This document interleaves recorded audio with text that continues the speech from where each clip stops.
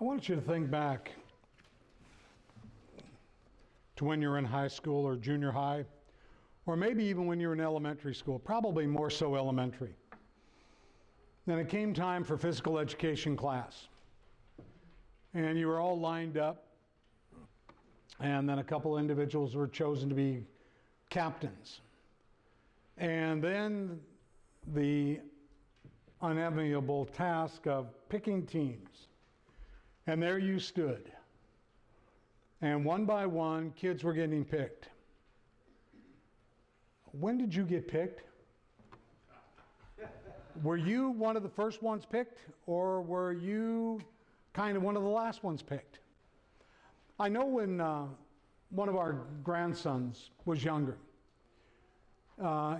he was the largest kid in his class. And at first he was the one that was first picked.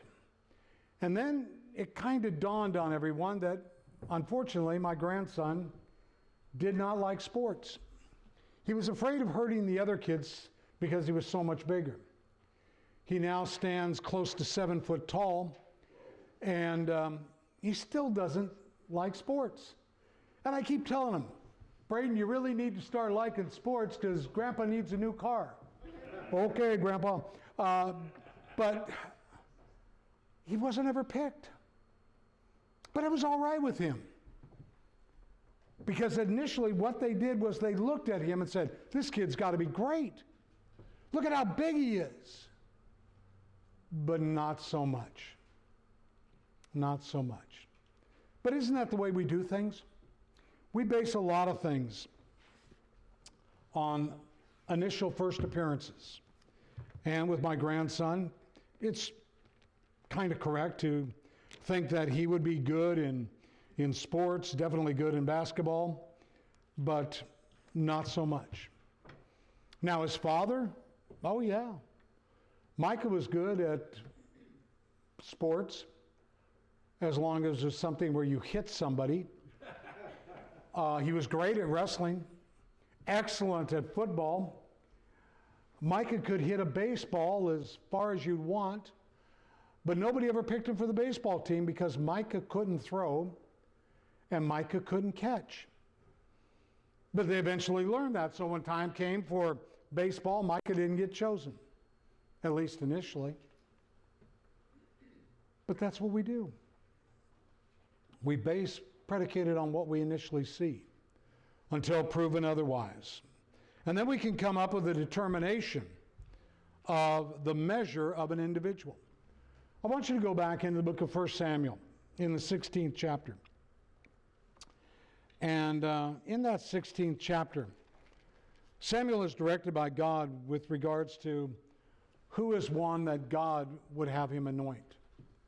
And fairly clear. And you, in verse 3, you shall anoint for me the one whom I designate to you. And so the sons of Jesse came and were presented before him. And as he's looking, he goes, all right. If you drop down to verse 6, Eliab, and thought, surely the Lord's anointed is before him. This is the one, man. I look at him, and I see this strapping individual. He's robust. He's pleasing in appearance. He's all the things you'd want.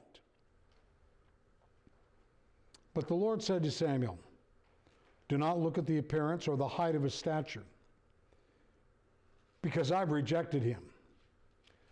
For God sees not as man sees, for man looks at the outward appearance, but the Lord looks at the heart. Drop down to verse 11. And metaphorically, the runt of the litter appears. And it's David. And God selects him. And everyone is amazed. Why? Why him? But God said he looked at the heart. And it's kind of interesting because in Acts the 13th chapter in verse 22, it was said that David was a man after God's own heart. So God has the ability, as the omniscient one that he is, to look and to see truly who we are. We cannot fool God one tiny bit. Oh, we can fool mankind. We can easily fool man. Ricky, who visits with us in the afternoons on Sundays, Ricky is a tennis coach. And it would be easy to fool Ricky appearance-wise. But once you got on the tennis courts, not so much. So if an individual came in and attired in Adidas and all the tennis accoutrement, and then had the necessary racket that everyone would be using, he had the lingo down, maybe initially Ricky would look at him and say, this one has promise. This one has hope. But it wouldn't take very long of someone on the tennis court for Ricky to make a different determination or to solidify the recommendation that he already had. Well, see, that's what God does with us. God said, you may be able to fool man, but you cannot fool me. And so God looks internally, and God sees us for who we are. The reliability. Because first impressions are not always correct impressions. If you stay in 1 Samuel and you go over to the 17th chapter, you can see that a lot of people underestimated David. If you look at verses 28 down through about verse 33, you can see that David's brothers, as well as Saul, underestimated him. As he went to do battle with Goliath, the same is true with Goliath. Look at verses 42 beginning. When the Philistine looked and saw David, he disdained him, for he was but a youth and ruddy, with a handsome appearance. And the Philistine said to David, am I a dog that you come to me with sticks? And the Philistine cursed David by his gods. Philistine also said to David, come to me, and I will give your flesh to the birds of the sky and the beasts of the field. What is this? You're sending out a pipsqueak to deal with me? I mean, look at this little bitty guy. He's ruddy in appearance, and he's so pretty to look at. He ain't going to be pretty after I'm done with him, is basically what Goliath is saying. He's short, he's scrawny. He's but a kid. I'm going to squash him like a bug in a rug. And then I'm going to come and I'm going to make mincemeat out of all you. Well, we know if we would continue on reading that Goliath underestimated David. That David had intelligence. That David had the wherewithal and he had the confidence in God. Because what David basically said was, with God on our side, who can stand against us? And how dare you taunt the armies of God? And I will take you down. And I will have your head. And later on that day, Goliath was surely found dead. All because he was underestimated. He underestimated David. And David had the victory. Now, if you go back and begin looking in the New Testament, it resonates as well with the idea of the measure of a man. And what is the measure of a man? And that we need to be careful not to measure according to our standards. Jesus pointed out in the 7th chapter of the book of John, verse 24. He said, do not judge according to appearance, but judge with righteous judgment. With righteous judgment. It's easy to be sold a counterfeit. Truly is.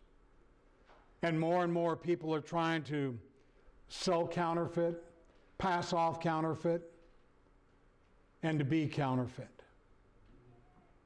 When it comes to the God of heaven, we want none of that. When you begin to really look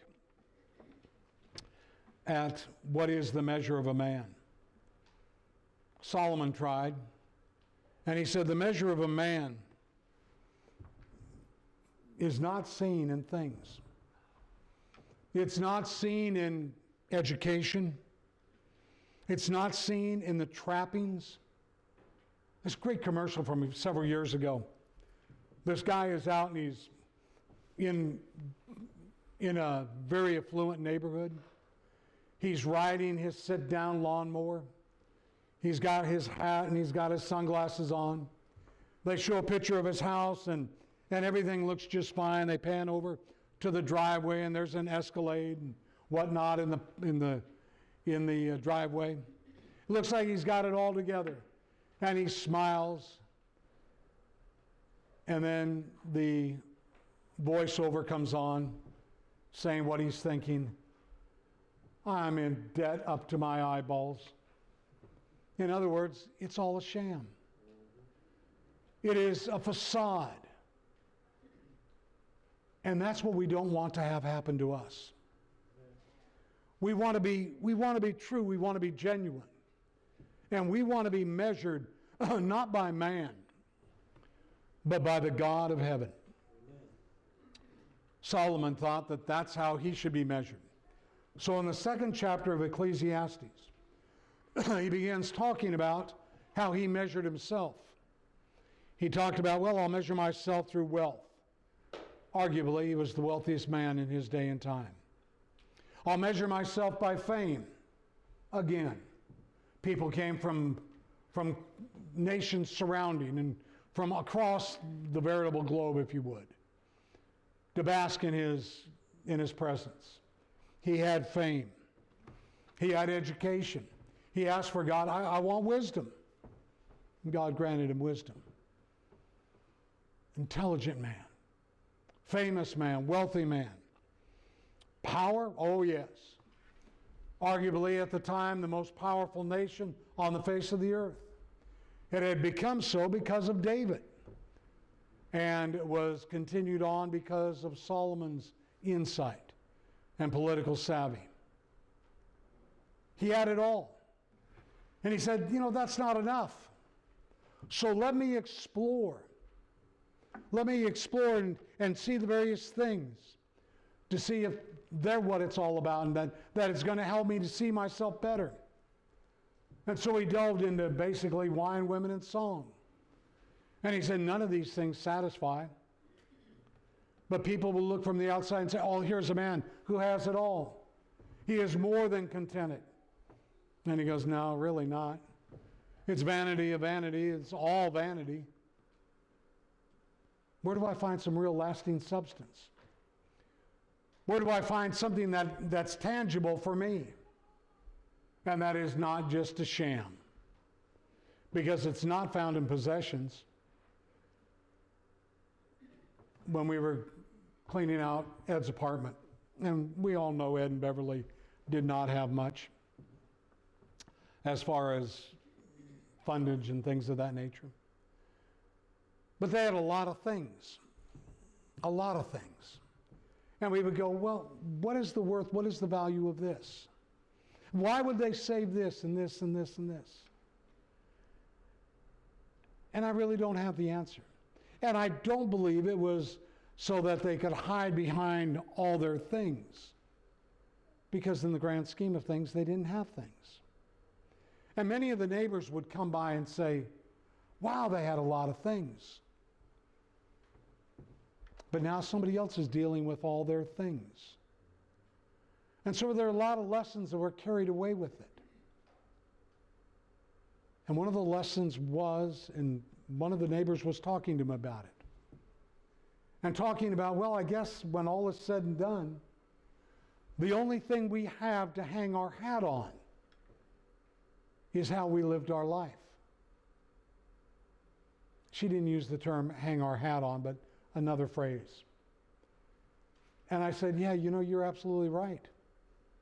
When it all is said and done, that's the measure of who we are. All the trappings fall away.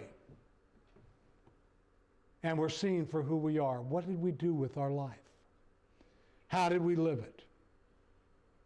And are we so shallow that we begin to think that the measure of someone is their wealth, is their fame, is their education, pseudo power?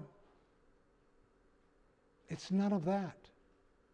And if that is our measure of someone, or our measure of ourself, then as Paul would write over in 1 Corinthians 15, we are of all men most to be pitied. 1 Corinthians 12. We are of all men most to be pitied. Because there is more to life than those things. And if we don't have any of those things, so what? It doesn't really matter. And if we're not noteworthy, who cares? And if we don't have power, what's power anyways? But if we fear God and keep His commandments, that is what it's all about. That's where Solomon ultimately ended. Because as he goes through Ecclesiastes, he does talk about the measure of a man. And says, you know what? That's not where everything is. Jesus himself pointed out in Matthew the 16th chapter, verse 26, after he had taught the parable, he gets to this point. For what will it profit a man if he gains the whole world and forfeits his soul? If you gain everything that the world has to offer, fame, power, success, wealth beyond measure, those things that make us happy, albeit for a short period of time, but we forfeit our soul, where's the benefit? You'll have it for a brief period of time, but is that what you really want to do? I think it's funny when, as we age, we then begin to look at things differently. And we begin to say, you know, I would really like this. And then you sit back and do a mental cost analysis and you go, wait a minute. If I want to go out to dinner and it's going to cost me $30 to go out for dinner, and if I decide to take somebody, that's $30 more, and then you got to leave a tip, and I know you can be cheap, but let's say you got to leave a $10 tip. So you go, man, that's $70. How long do I have to work for $70? And you'll sit there and calculate and you go, man, it ain't worth it. It's not worth it. Well, that's the same thing we do with life. We look at all the things in this life and we say, am I willing to sacrifice eternity for this? That's a question all of us have to answer. We can gain the whole world and yet forfeit our soul. What benefit? Solomon addresses this as well back in the book of Ecclesiastes.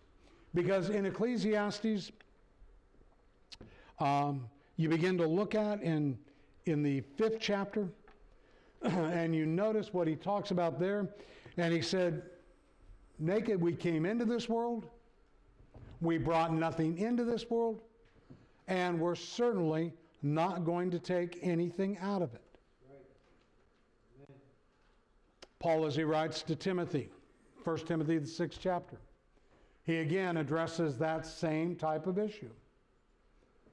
Jesus in Luke, the 12th chapter, talks about there's so much more to life than things. And that's true. So do our possessions possess us? Is that the measure of a man? Is that the measure of a person? Henry David Thoreau wrote the following: we have become the janitors of our possessions. In Ecclesiastes 4:4, Solomon asked if it's not all rivalry between neighbor and neighbor. The way we would state that, we try to keep up with the Joneses. And we try to attain to their level.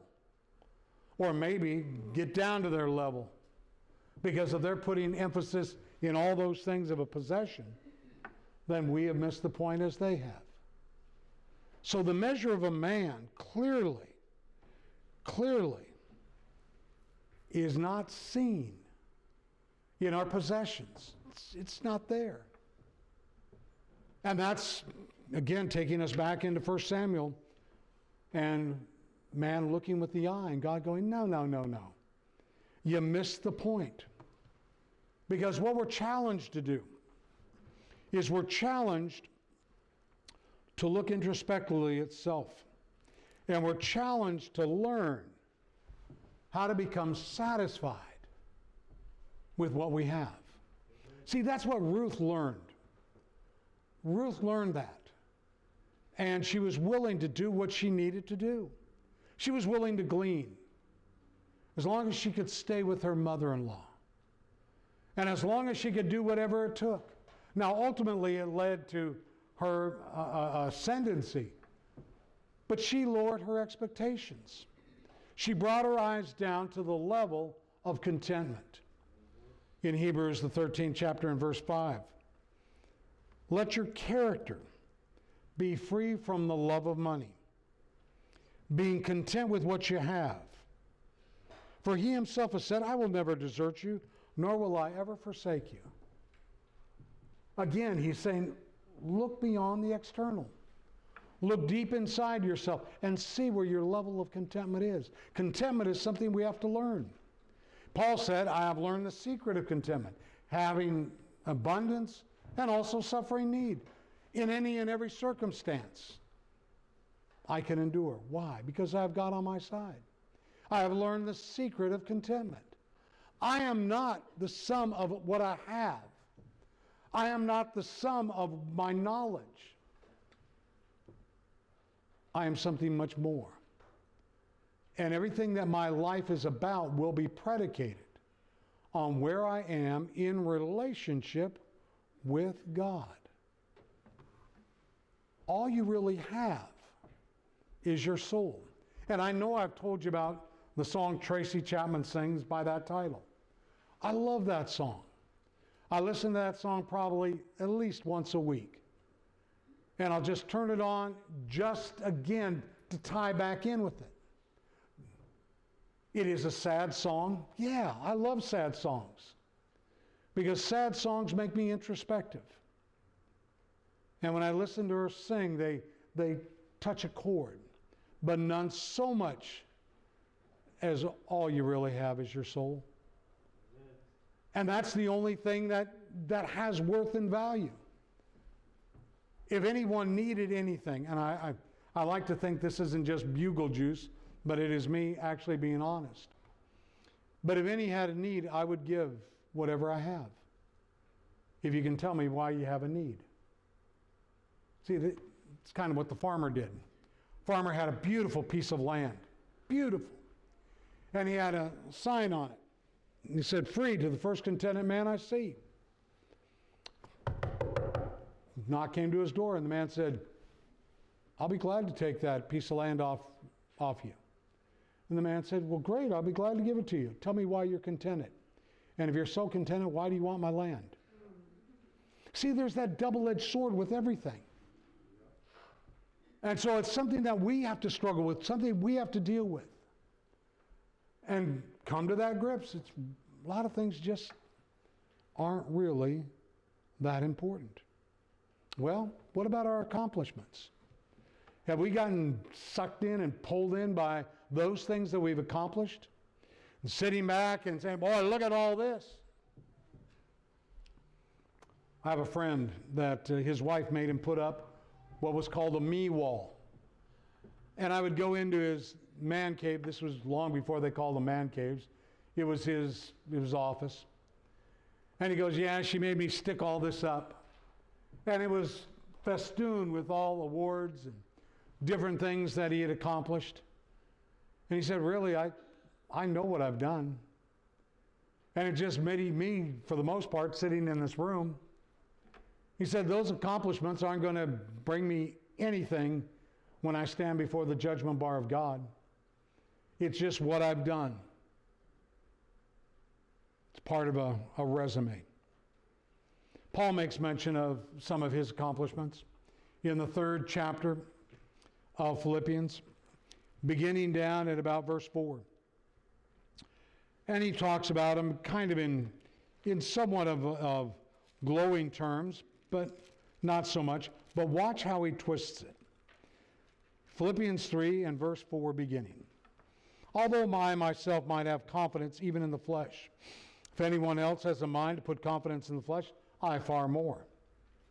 Circumcised the 8th day of the nation of Israel, of the tribe of Benjamin, a Hebrew of Hebrews, as to the law, a Pharisee, as to zeal, a persecutor of the church, as to righteousness which is in the law, found blameless. But whatever things were gain to me, those things I have counted as loss for the sake of Christ. More than that, I count all things to be loss in view of the surpassing value of knowing Christ Jesus my Lord, from whom I have suffered the loss of all things, in order that I may gain Christ. Paul said, yeah, I've had some accomplishments. Great, big deal. But all of that pales in comparison to what I have in Christ. So I cast it aside. That's really what's important to me. Not my advanced degrees, Paul's saying, because Paul, when you look back at it, he had advanced degrees. None of those matter. The wealth that I had, the power, the position I had. I mean, I had the ear of the high priest. I could ask him and he'd give me writs to go and have people imprisoned, which is exactly what he was doing when he was on his way to Damascus. That's how much power I had. It's worthless. All of that has no value. None whatsoever. Nebuchadnezzar, back in Daniel, the 4th chapter, he's king over the Babylonian Empire. Prided himself in all that he had accomplished. And everything was I this and I that. Especially if you look at the 4th chapter of Daniel and verses 30 through 32. But ultimately, Nebuchadnezzar had to have his eyes opened. He was relegated to go out and live like an animal out in the fields. And it took him a long time before he came to his senses. His hair had grown to the length of an eagle feather. Eagle feathers are about 14 to 16 inches long.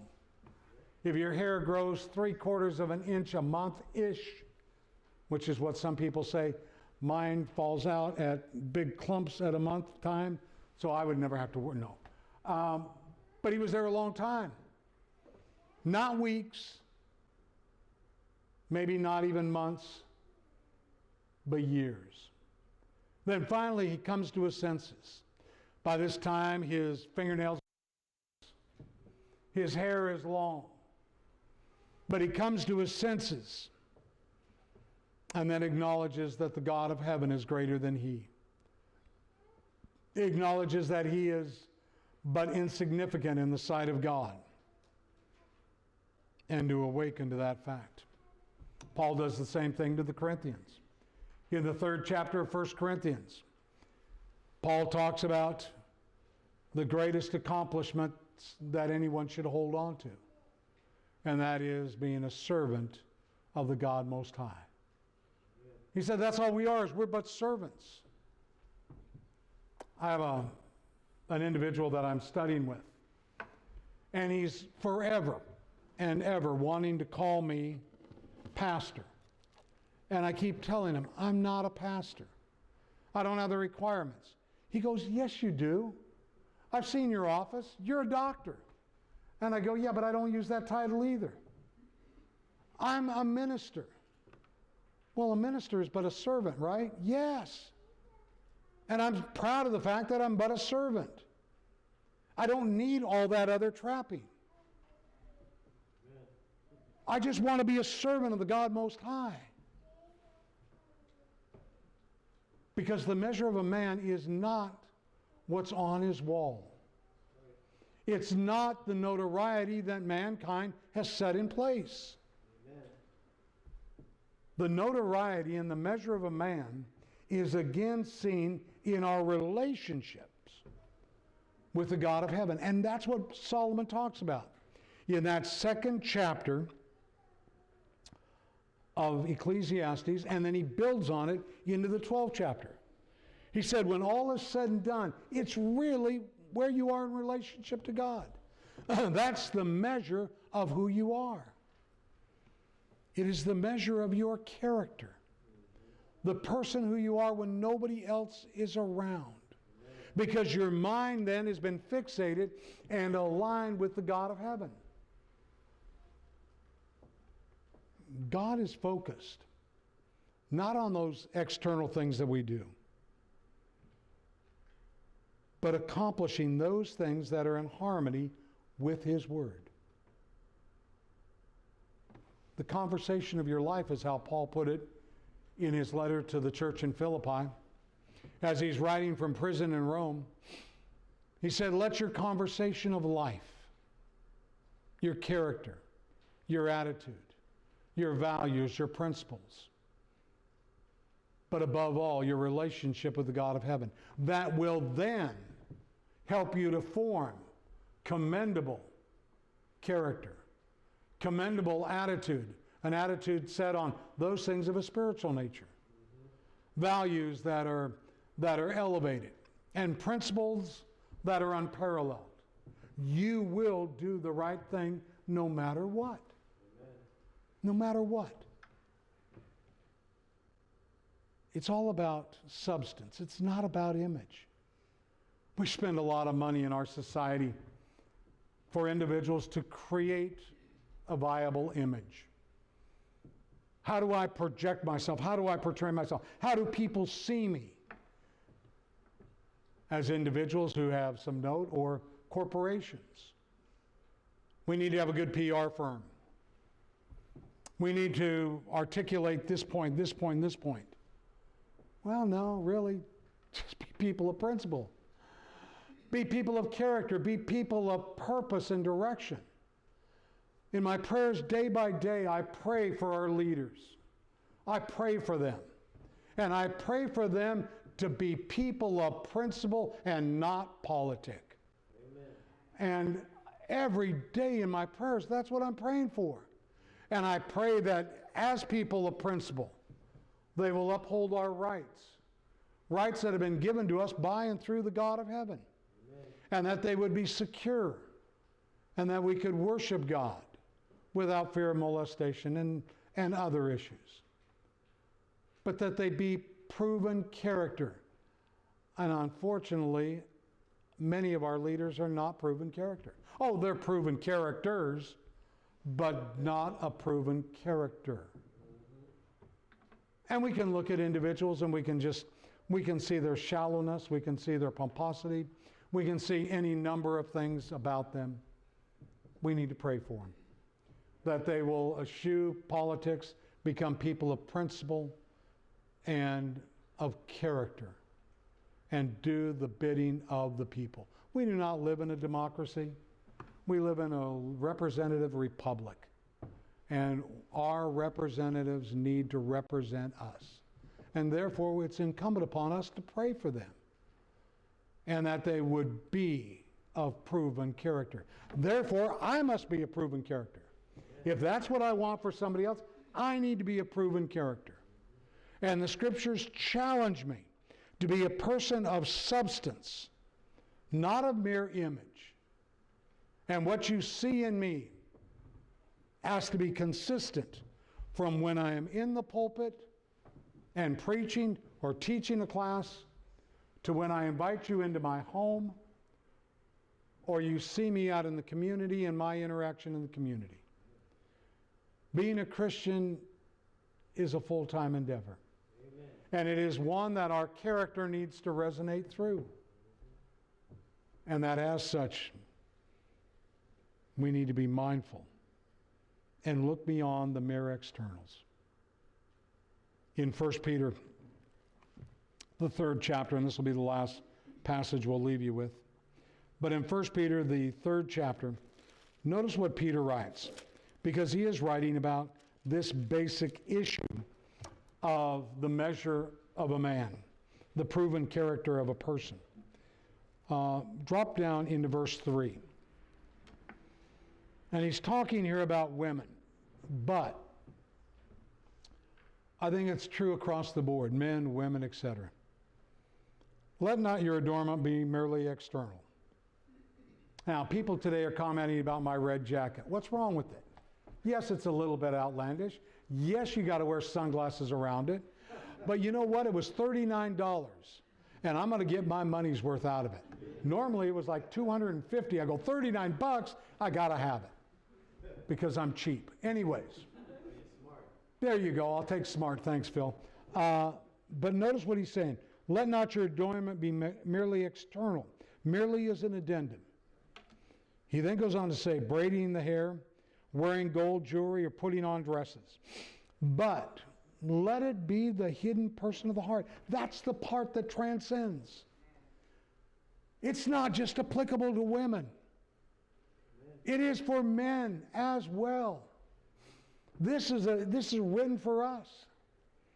That we have a hidden person of the heart. And no matter how we try to bedeck the external, it's the internal that's important. Amen. And the measure of who you are is seen from the inside out. We've got to look beyond the mere externals. And we've got to renew the inner man day by day, which is what Paul talks about in 2 Corinthians 4, verses 16 down through 18. And even as Solomon writes in Proverbs 23, verse 7, as a man thinks within himself, so he is. We need to be honest with ourselves and have a measurement for us that is one that is consistent with the God of heaven and his will. If we were to have gone back and read in Ecclesiastes 2 and looked down at verses 21, 22, we would have seen that Solomon talks about the legacy. And what do you leave behind? And, you know, we spend a lot of time contemplating our legacy. And we think a lot about it. You know, what am I going to leave? What am I going to leave my children? And when I talk to my children about what I'm going to leave them, they all just smile and say, yeah, your bills. And I go, yeah, that's about right. I'll leave you my bills. But we have a good time laughing and chortling about those things. But I am going to leave behind something more. Oh, it's not going to be fiduciarily. It's not. That's not what it's about.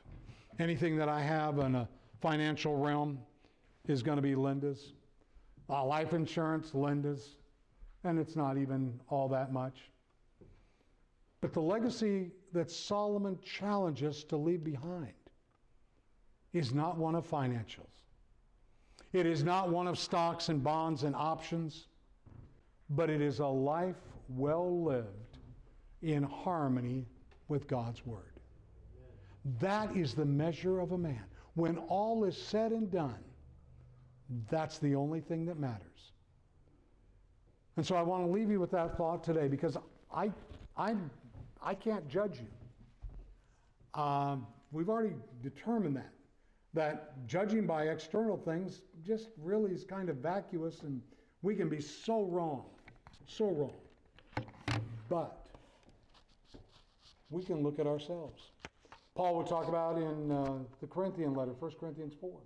He would talk about he's not going to be judged by any man. And he basically says, God's the only one that's going to judge me. And so I really need to look at myself long and hard and make sure that the judgment that is there is going to be in harmony with God's Word. So I just bring these thoughts out to you for your consideration, so that you can measure where you are in relationship with God.